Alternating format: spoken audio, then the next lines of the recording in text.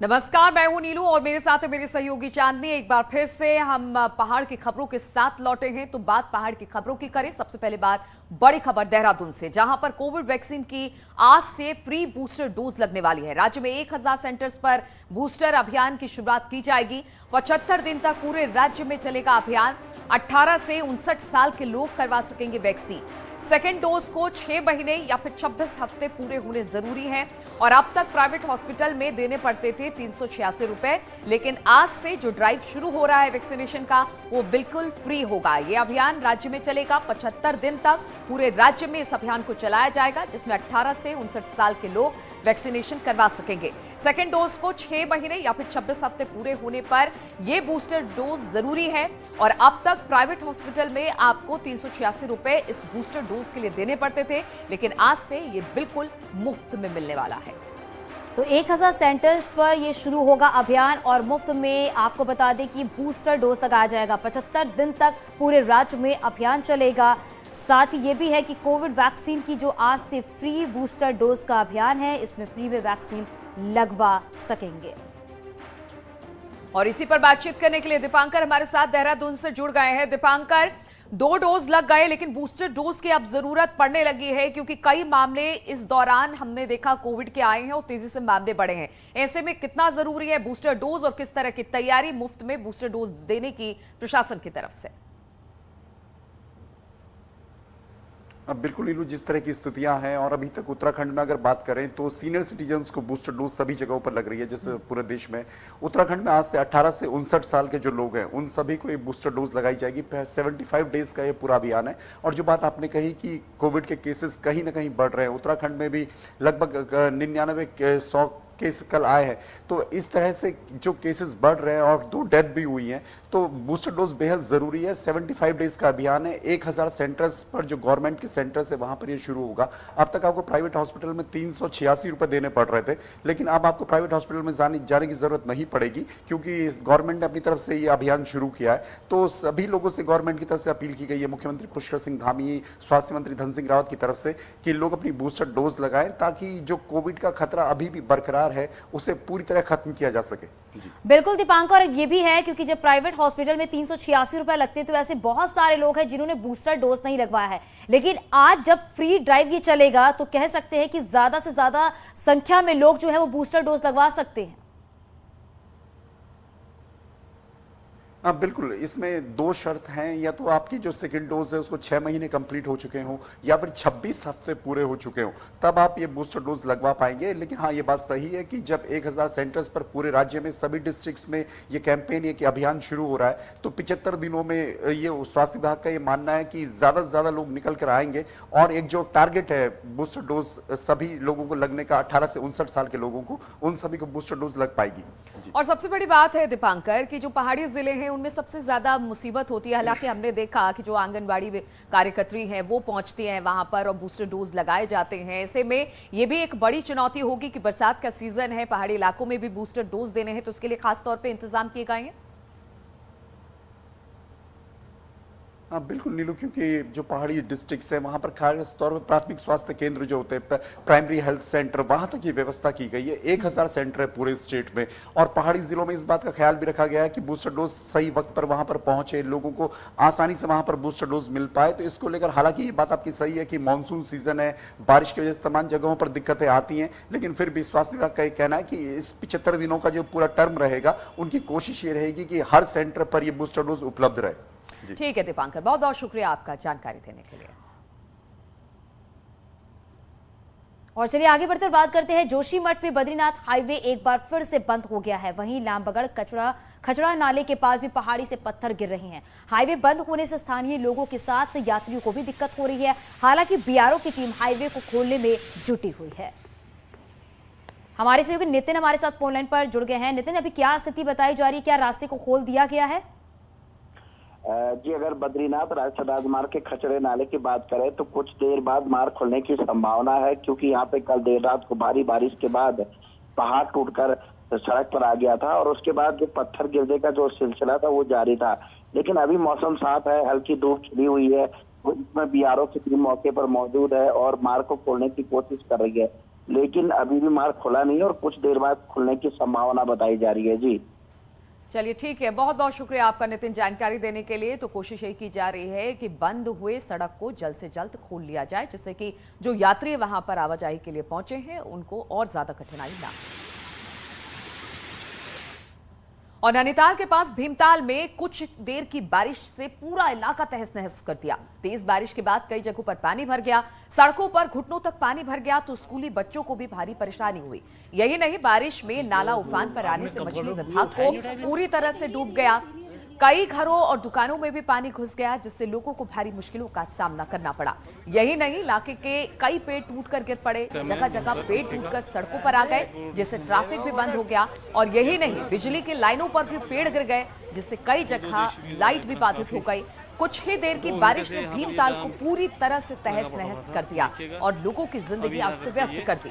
तस्वीरें बेहद हैरान करने वाली है। आप भी देखिए कि किस तरह से एक थोड़ी देर की बारिश ने घरों में पानी बारिश की वजह से घुस गया, पेड़ गिर गए, लाइट चली गई क्योंकि जो बिजली की लाइन थी उस पर पेड़ गिर गया। और सबसे ज्यादा दिक्कत हुई, पेड़ गिरने से रास्ता बाधित हुआ, जिससे आने जाने वाले लोगों को भारी परेशानियों का सामना करना पड़ा। तो पहाड़ों पर लगातार हो रही बारिश के बाद राज्य के डैम लबालब भर गए हैं। गढ़वाल में श्रीनगर डैम से लगातार पानी छोड़ा जा रहा है, जिसके बाद अलकनंदा नदी का जलस्तर वार्निंग लेवल 535 मीटर के पास बह रहा है। नदी का जलस्तर लगातार बढ़ रहा है, जिसके बाद नगर निगम और पुलिस की टीमें लोगों के लिए चेतावनी जारी कर रही हैं। नदी नालों के पास जाने से बचने के लिए कह रहे हैं। इसके साथ ही एसडीआरएफ और जल पुलिस को भी अलर्ट पर रखा गया है।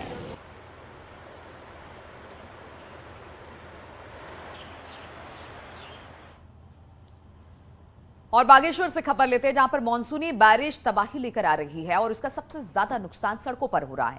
एक और प्रशासन कड़ी मशक्कत के बाद सड़कों को खोल रहा है, तो वहीं कुछ समय बाद फिर सड़क पर मलबा गिरने की वजह से वो फिर से बंद हो जा रही है। बारिश होने के कारण कांडा धपोला सेरा मार्ग पर पहाड़ से बोल्डर गिरने के कारण यातायात कई घंटे तक बाधित रहा। सड़क बंद होने से गाड़ियां यहां पर फंस गई। करीब 4 घंटे बाद सड़क से मलबा हटा और बोल्डर को हटाया गया, लेकिन अभी भी रुक रुक कर मलबा ऊपर से लगातार गिर रहा है। बागेश्वर में अभी भी 14 मार्ग इस वक्त भी बंद है।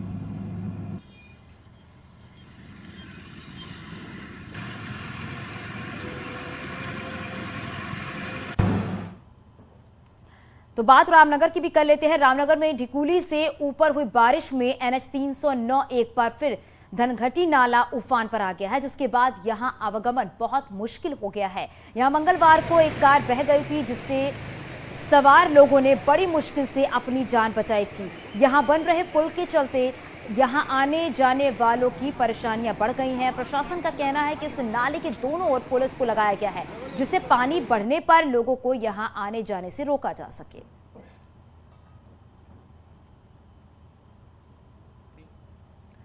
और अब बात चमोली की कर लेते हैं। चमोली की थराली रोड पर एक महिला लैंडस्लाइड की चपेट में आने से बाल बाल बच गई है। वीडियो नंदानगर घाट से आया है, जहां एक महिला और मौत के बीच बस कुछ सेकंड का फासला रहा।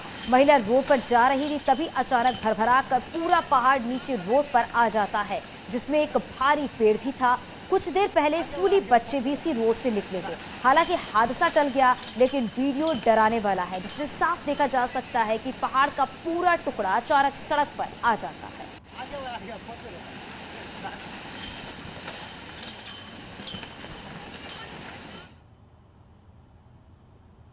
और बीजेपी की बात करें तो बीजेपी ने मिशन हरिद्वार शुरू कर दिया है। पंचायत चुनाव के मद्देनजर बीजेपी एक्टिव हो गई है। आज कांग्रेस छोड़ बीजेपी ज्वाइन करेंगे हरिद्वार के कई कांग्रेसी नेता।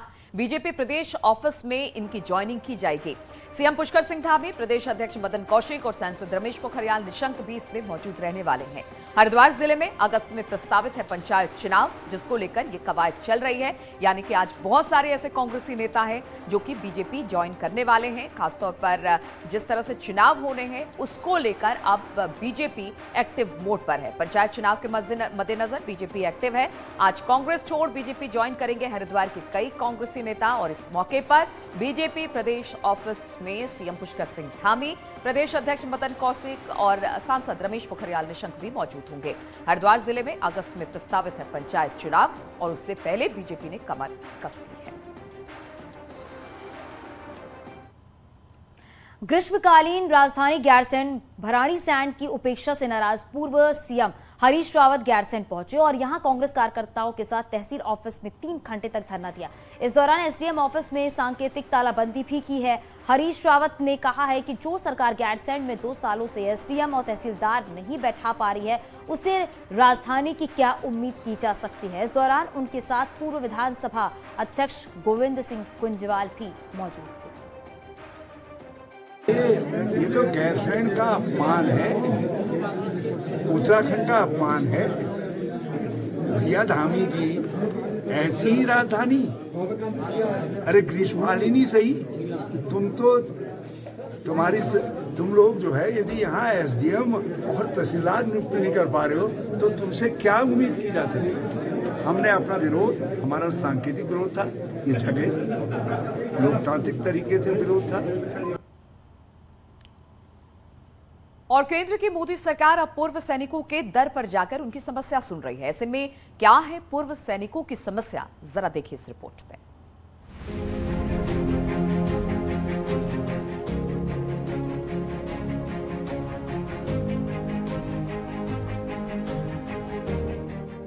कभी वर्दी पहनकर इन सैनिकों ने देश की आन बान शान के लिए अपनी जान लड़ा दी, लेकिन आज यही सैनिक सेना से रिटायरमेंट के बाद कई समस्याओं का सामना करने को मजबूर हैं, जिन्हें सरकार अब अपने आउटरीच प्रोग्राम के जरिए सुन रही है। मोदी सरकार में रक्षा राज्य मंत्री अजय भट्ट हल्द्वानी में इन पूर्व सैनिकों के बीच पहुंचे और उनकी समस्याओं को सुना। पूर्व सैन्य अधिकारियों ने जहां अपनी समस्याएं बताई, वहीं सरकार को उसके किए वादे भी याद दिलाए। ये सरकार ने ओआरओपी के बारे में प्रॉमिस किया था कि हम देंगे, लेकिन दिया आधा अधूरा। अभी क्या है, एक आदमी को सेम रैंक सेम पेंशन में 5 अलग अलग पेंशन मिल रही है। सरकार ने ये भी प्रॉमिस किया था कि हर 5 साल में हम रिवीजन करेंगे। इतने सालों से हम लोग सब प्रयासरत हैं कि वो फॉरेस्ट लैंड को, डिफेंस लैंड को हस्तांतरित किया जाए, ताकि जो वहाँ पर बेसिक इंफ्रास्ट्रक्चर हैं, जैसे जवानों की रहने के लिए पक्की बारिक्स हैं, हमारा केंद्रीय विद्यालय चलता है जिसको 2 शिफ्टों में चलाना पड़ रहा है, ECHS फैसिलिटीज़ है, जितने भी एक कैंट में जितनी सुविधाएं हैं उस कारण से नहीं बन पा रही है।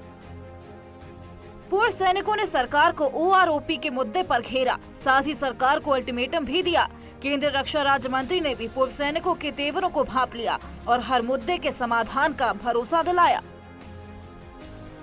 चाहे पेंशन की समस्याएं हों या हमारी वार विडोज की, जो हमने लड़कियों की विवाह के लिए धनराशि देना हो, वो समस्याएं हों, दिव्यांगों की समस्याएं हों, एक्स आर्मी जितने भी हमारे सर्विसमैन हैं, उनकी सारी समस्याओं का समाधान आज यहाँ किया है। पेंशन के लिए तो इलाहाबाद से अधिकारी बुला के स्टॉल लगी हुई है। जाहिर है 2014 में केंद्र में बीजेपी सरकार बनने के बाद सैनिकों को OROP का फायदा मिला है, लेकिन इससे वो संतुष्ट नहीं है। साल 2024 में फिर से लोकसभा चुनाव आना है। ऐसे में पूर्व सैनिकों के तेवर सरकार के लिए मुश्किल खड़ी कर सकते हैं। ऐसे में सरकार को जल्द ही कोई बड़ा फैसला लेना होगा। हल्द्वानी से न्यूज़ 18 के लिए शैलेंद्र नेगी की रिपोर्ट। चलिए आगे बढ़ते हैं। तो चीड़ के पेड़ों के नीचे अन्य प्रजाति के पेड़ नहीं होते हैं, ये धारणा वन विभाग के साथ ही ग्रामीणों को भी है। लेकिन जीबी पंत हिमालय पर्यावरण संस्थान ने पिछले 15 सालों में 1 हेक्टेयर जंगल बांझ का तैयार किया, जो चीड़ के पेड़ों के नीचे है।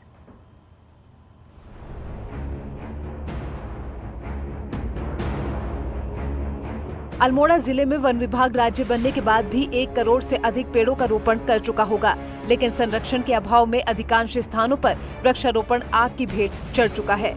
जीबी पंत हिमालय पर्यावरण संस्थान ने कोसी में 1 हेक्टेयर क्षेत्र में चीड़ के पेड़ों के नीचे बांझ का जंगल तैयार किया है और ये धारणा समाप्त की है कि चीड़ के जंगल में कुछ भी पेड़ नहीं हो सकते हैं। जनता में एक ये धारणा बनी है कि चीड़ के जंगल में और कोई दूसरे वन विकसित नहीं किए जा सकते हैं, तो इसको हमने झुटलाने की कोशिश की और हमारा ये प्रयास रहा। पिछले 15 साल पीछे से हमने यहाँ पर ये वृक्षारोपण किया, बांस की यहाँ पर हमने पौध लगाई इस चीड़ के जंगल में।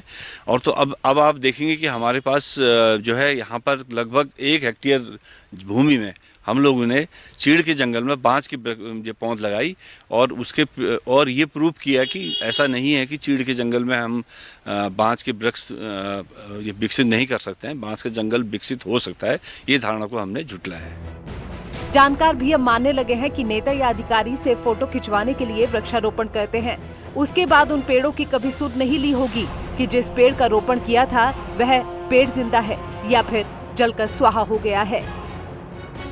सर, उत्तराखंड बनने के बाद हम चाहते हैं कि ऐसे पेड़ लगाए जाएं, छायादार वृक्ष हो, फल के पेड़ हो, जिससे पहाड़ का विकास भी होगा और हरी पत्ती के पेड़ भी लगेंगे। और ये ना हो कि वन महोत्सव के रूप में पेड़ लगा दिया जाए, उसकी देखभाल ना हो, ये ना हो। नहीं तो पेड़ उनकी देखभाल होगी तो हमारा जंगल बचेगा और पर्यावरण बचेगा। इससे हमारा जीव जंतु सबके लिए अच्छा रहेगा और ये खाना पूर्ति के रूप में वृक्षारोपण ना किया जाए। अगर जितने पेड़ों का रोपण कागजों में है उतने धरती पर लगे होते या फिर आग से बचाए होते तो धरती पर आज पेड़ रोपने की जरूरत नहीं होती। अब अधिकारियों और नेताओं को एक वृक्षारोपण में 10 लोगों के फोटो खींचने के बजाय पेड़ों को बचाने पर जोर देना होगा। चीड़ के जंगलों में बांज, बुरांश आदि अन्य प्रजातियां भी हो सकती हैं। सिर्फ आग से बचाने की योजना बनाने की आवश्यकता है। न्यूज़ 18 के लिए अल्मोड़ा से किशन जोशी की रिपोर्ट। और सिंगल यूज प्लास्टिक बैन होने के बाद अब इसके विकल्प की तलाश भी तेजी से होने लगी है। ऐसे में जीबी पंत हिमालयन पर्यावरण संस्थान रिंगाल ने उन प्रोडक्ट को तैयार करने जा रही है जिसकी दरकार आम आदमी को हर वक्त रहती है और जो पूरी तरह से इको फ्रेंडली भी है।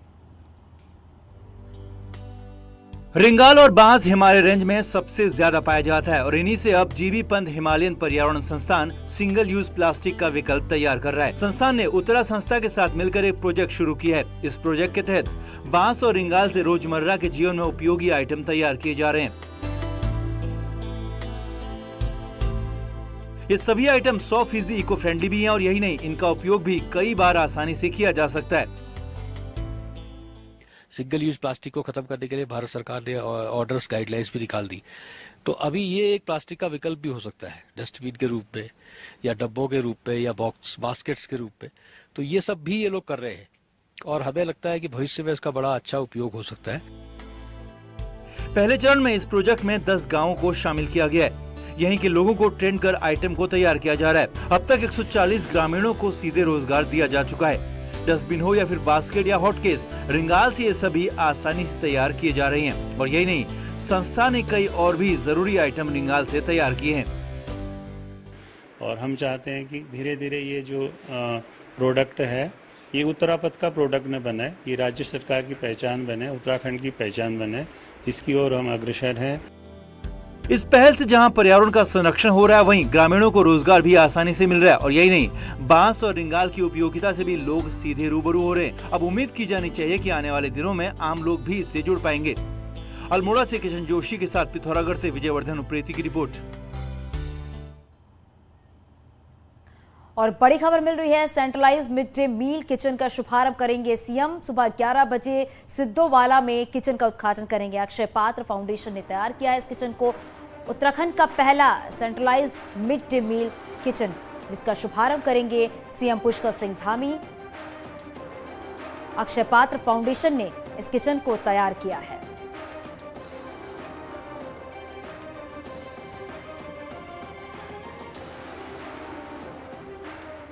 और हमारे साथ हमारे सहयोगी दीपांकर भट्ट हमारे साथ फोन लाइन पर जुड़ गए हैं। दीपांकर, आज इस किचन का शुभारंभ करेंगे सीएम पुष्कर सिंह धामी और ये जो किचन है वो अक्षय पात्र की तरफ से तैयार किया गया है। आगे क्या जानकारी मिल पा रही है? बिल्कुल, ये उत्तराखंड में अपनी तरह का पहला centralize mid day meal kitchen होगा जो सिद्धोवाला में बनकर तैयार हुआ है। यहाँ से जो गवर्नमेंट स्कूल्स में जो मिड डे मील जाता है एक साथ वो बड़े लेवल पर बन पाएगा। स्कूलों के लिए एक बड़ी राहत यहाँ पर रहेगी। 5 किचन ऐसे बनने हैं पूरे उत्तराखंड में और इनमें 45 करोड़ की जो हेल्प वो हंस फाउंडेशन की तरफ से की जा रही है। अक्षय पात्रा फाउंडेशन और हंस फाउंडेशन की कोलैबोरेशन में ये पूरा प्रोजेक्ट चल रहा है और एजुकेशन डिपार्टमेंट इसमें इन्वॉल्व है। तो आज मुख्यमंत्री 11 बजे सुद्धोवाला में इसका उद्घाटन करने वाले हैं। बहुत शुक्रिया दीपांकर इस पूरी जानकारी के लिए। और अब देख लेते हैं पहाड़ टॉप 10। रुड़की में राज्य कर विभाग की टीम ने छापेमारी की, जिसमें व्यापारिक संस्थान से 125 नग बीड़ी के बरामद किए गए जो बिना जीएसटी के थे। देहरादून में नगर निगम की टीम ने सुअर की मीट की दुकानों को बंद करवाया। इसकी वजह ऋषिकेश और आसपास सोरों पर अफ्रीकन स्वाइन फैलना बताया गया है। हरिद्वार के भादराबाद थाना क्षेत्र में मीट कारोबारी के साथ हुई लूट के मामले में पुलिस ने आरोपियों को गिरफ्तार किया। घटना के 72 घंटों के भीतर 4 आरोपियों को पकड़ा गया। बागेश्वर जिले में अब तक 7 रोड बंद और ग्रामीण को राशन सब्जी जैसी रोजमर्रा की चीजों की किल्लत होने लगी है। टेरी में आपदा प्रबंधन कंट्रोल रूम में फोन नहीं उठाने की मिली शिकायत। जिला आपदा प्रबंधन अधिकारी का रटा रटाया जवाब। नेटवर्क की दिक्कत के चलते आती है समस्याएं। उत्तरकाशी की यमुना घाटी में पूर्ति विभाग से जुड़े अधिकारियों की लापरवाही सामने। बिना सैंपल लिए ट्रकों से उतारे गए हैं यमुना घाटी के लिए आई चावलों की खेप। पिथौरागढ़ के जिला महिला चिकित्सालय में नवजातों की मौत पर कांग्रेस कार्यकर्ताओं ने सीएमओ दफ्तर पर प्रदर्शन किया। रुद्रपुर में व्यापार मंडल की अगुवाई में व्यापारियों ने बांटा है चौक पर प्रदर्शन कर जीएसटी विभाग का पुतला फूंका है। व्यापारी जीएसटी सर्वे का विरोध कर रहे हैं। बागेश्वर के प्राथमिक विद्यालय गड़ाकी में एकमात्र शिक्षक का तबादला हो गया है, जिसके विरोध में अभिभावक और ग्रामीणों ने डीएम दफ्तर पर प्रदर्शन किया। अल्मोड़ा शहर को हेरिटेज सिटी घोषित करने की मांग तेज हो गई है। धर्मनिरपेक्ष युवा मंच ने कहा कि राज्य सरकार इसे हेरिटेज सिटी के रूप में विकसित करे।